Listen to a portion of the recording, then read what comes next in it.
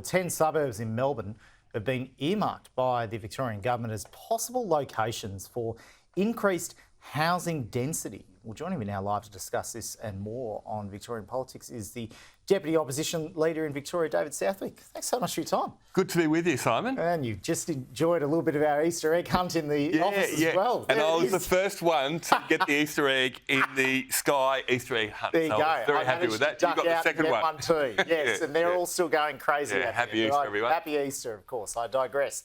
But David, this story about housing zones. We've seen 10 suburbs around metropolitan Melbourne that have been designated as a potential place for development. Now, they include suburbs that might be known around the country: Doncaster, Camberwell, I believe, is one, Chadstone, down in Frankston is one as well. Yeah. Around the country, state governments are sort of grappling with trying to get more housing in. Is this the best way of going about it? Well, there's a couple of things here, Simon. Doing some sneaky reforms over Easter to open up planning zones. We're not going to build more homes. Our biggest issue is the cost when it comes to construction in terms of both labour, materials and taxation. I mean, I talk to so many people at the moment, and land tax and stamp duty is absolutely smashing people. We're the highest taxed nation in the nation when it comes to housing. So people just aren't building them. So we've got to get confidence to actually people wanting to build housing. And then the next part of that question is, where's the appropriate place to build them? And we need a good spread. So I look at the outer suburbs where there is a lot of housing going in, 40% of housing, and people are moving to the outer suburbs, but there's no infrastructure to go with that. So we've got to get this right. I don't think people just want to go upwards. And what the government's done with these reforms that have come in over Easter is they've done them in such a way where they're taking away third-party rights. So people that might be living in a suburb with nice amenity, livability, are now potentially going to have a sky tower in their backyard. In Sydney, we've seen the Rose Hill racecourse be designated by Chris Minns as a potential housing area. There's a debate in Melbourne about whether that could happen at Sandown Racecourse in Melbourne South East, which I know is a little bit further out from your electorate. Yeah.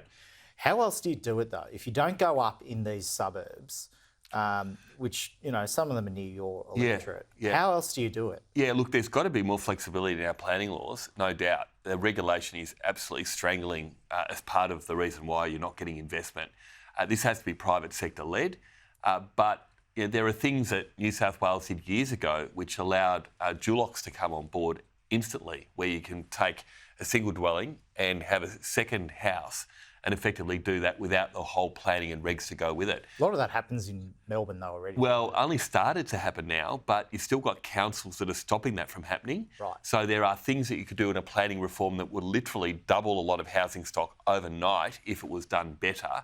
And I've got no problems with 3-4 stories in a lot of places, but I know, say in my area of Elsternwick, we've got huge density already, and I don't think a lot of Melburnians want to be living in 16-storey towers similar to, you know, the likes of Asia, when they like the kind of that type of livability that Melbourne has always brought it. So we've got to get this right. And the last thing I think that's really important to all of this is if you look at what the government's aim is around, say, the suburban rail loop, where again what they're doing is they're building these 2-kilometre planning zones where anyone that lives around those suburban rail loop precincts effectively has no appeal rights. And you could have a sky tower in your backyard, and people are thinking that they're going to be able to get a value capture or uplift from their house, but it's actually going to do the opposite. Now, this week, the opposition unveiled a new policy where you're essentially bringing back a state construction watchdog. Yeah. Now, the federal level, Federal Labor got rid of the federal one. Why bring in a state construction watchdog amid all this housing activity and activity? Because major projects in Victoria hasn't worked. We've seen a lot of major projects come on board. There's a $38 billion blowout in some of our major projects that we know of now. We've got, as I mentioned, just with the suburban rail loop, that's already costed with an additional $16 billion blowout before it's even had it shoveled in the ground.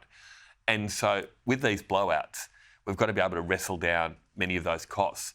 The Australian Workers' Union was the whistleblower, and when you've got a union as a whistleblower to effectively say that the type of behaviour on our work sites here in Victoria is unprecedented, where you've got the kinds of things of ghost shifts, you've got people that are bullying, intimidation on the workplace, and the government kind of turns their hands up and says, we're not going to do anything about it. Well, what happens if the government turns their back, which Jacinda Allen and Daniel Andrews prior was doing, is it means the taxpayers pay for this. So we've got to get fair value for our major projects. And because if you look at on a work site, if you've got a worker being paid a couple of $100,000 on a work site in a major build or in a big build versus on a home to actually be a chippy on a home, where are they going to go? That's why we're not getting a housing stock here in Victoria, because they're all going into the big build and we don't have labour to be able to go in, carpenters and builders to go into projects in housing. Just very quickly, there was a demonstration in Melbourne last night, a pro-Palestinian demonstration. Traffic was stopped. Are you concerned by, I mean, we do see these weekly, but the one last night going into Easter long weekend, what concerns do you have about that one? Out of control. So Victoria's become a lawless state when it comes to these protests. The Chief Commissioner called us the protest capital of the world.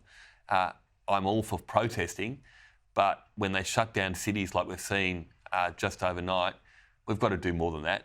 We need move-on laws. We need stronger laws. People should be able to protest, but not shut down a city like we've seen happen time and time again. This protest we're seeing on the screen now, like have it in the square but not on the road, is that what you're saying? Well, it's a slippery slope. You know, they've been protesting at the State Library and at Parliament, and they're allowed to, though, and which is a public place, and it's not holding up any traffic or anything like that. Last night they decided, well, we'll go outside Flinders Street and shut down the major intersection in the city, and do a sit-in, which effectively what they did, and took over the city for a couple of hours. I mean, where does it stop? And if the police don't actually step in and say enough is enough, then it's just going to continue to roll on. The businesses in Melbourne CBD are absolutely struggling at the moment because these protesters are effectively going in, week out, shutting down the city with no consequences.